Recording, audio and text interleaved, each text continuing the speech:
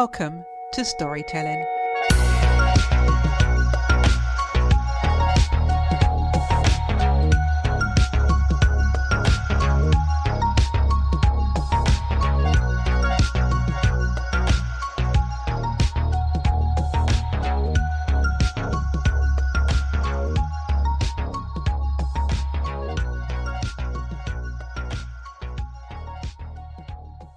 This week's guest made a New Year's resolution to live in trust approximately 9 years ago and has continued to live and believe in that resolution.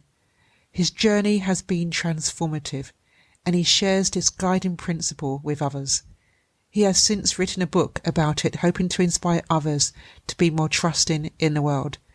He is an experienced podcaster, author, life coach, hypnotherapist and humanitarian.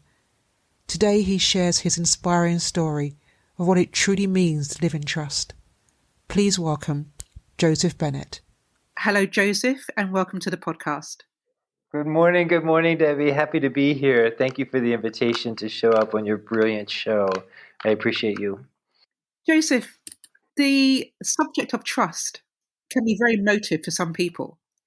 And I'm quite interested in hearing your story or hearing your journey about when you decided to give trust a try.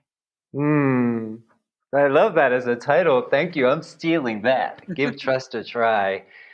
So before we started recording, we were talking about how each of us loves New Year's resolutions, and we tend to keep our New Year's resolutions. And one year, about 8 or 9 years ago, I was looking at my life kind of in reflection and noticing how ingrained worry was, coupled with a little bit of anxiety and some trepidation.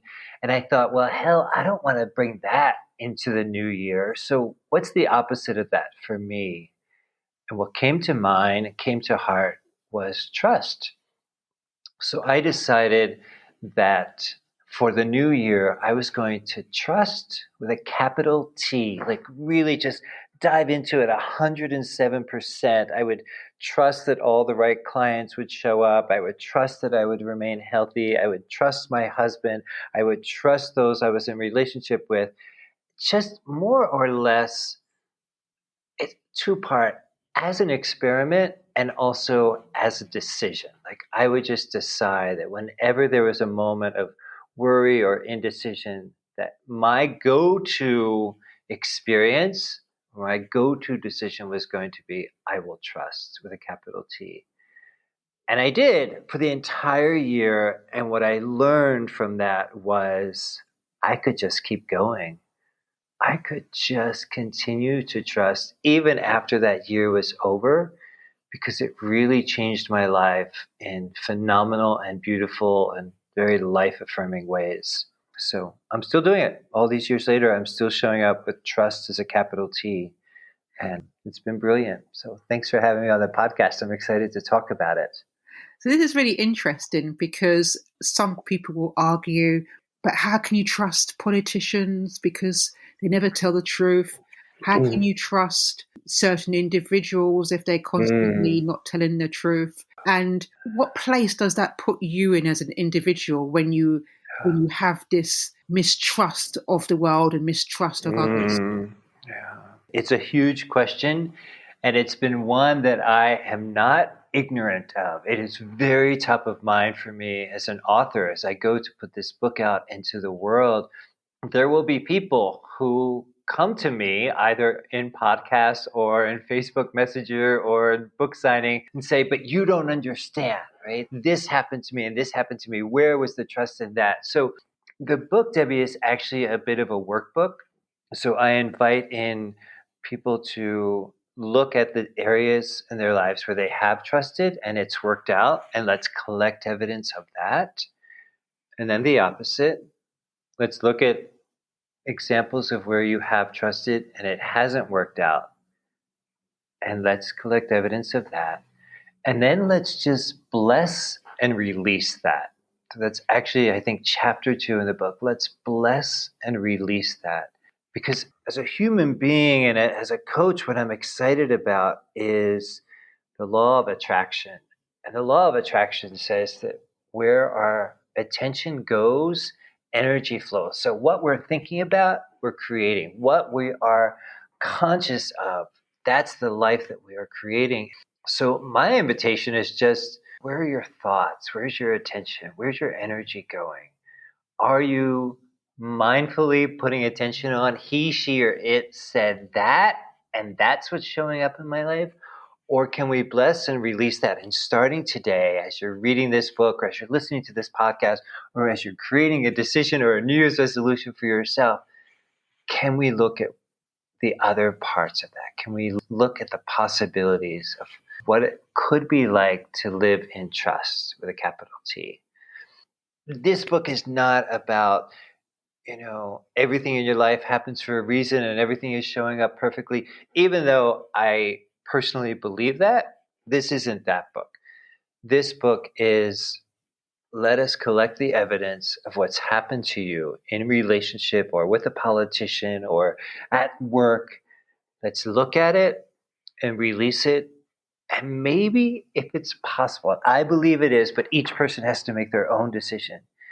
Is it possible to start with a clean slate today? And I know that's huge.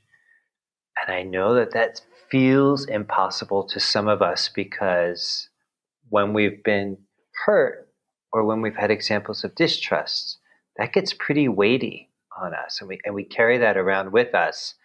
And I just know in my own heart of hearts, Debbie, that for your listener and for you and I, because I know we're all works in progress. For your listener, in our heart of hearts, can we begin to let go of some of that hurt in the past and be open? And I'm sorry to sound like a Hallmark card, but that beautiful poem that says, love like you've never been hurt before. For many people, they would have heard the saying, but they don't know maybe how to put that into practice, how to actually not just use the words or say the words, but to actually make that more of an actionable thing. How does one go about doing that? Yeah, so you've already said it. You've all just so brilliantly said it, and that is, it's a practice. Yeah. In the same way that if someone were to come to you or I and say, I'll use a runner's reference because I know how active and fit you are. If somebody were to come and say, Debbie, well, how do I run a marathon? I don't even know. I can't even walk around the block. You would invite in a practice, a daily or a weekly or every 3-day practice of putting on their sneakers and their tennis shoes and showing up with intention, right? My intention is that I'm eventually going to have more fitness. My intention is I'm eventually going to have, a stronger body, a stronger mind. It's the same kind of thing. I'm inviting in, can we show up to trust, to our relationships, to our connections with our politicians and with our neighbors? Can we show up with trust? Just see what that can feel like in our body. And eventually, I'm sorry to give the ending away, but eventually what happens at the end of the book is, can you trust yourself? Yeah. So quick story. I was in a breathwork class during COVID. So I was here on a Zoom call and the woman had us laying on the floor and doing our breathwork.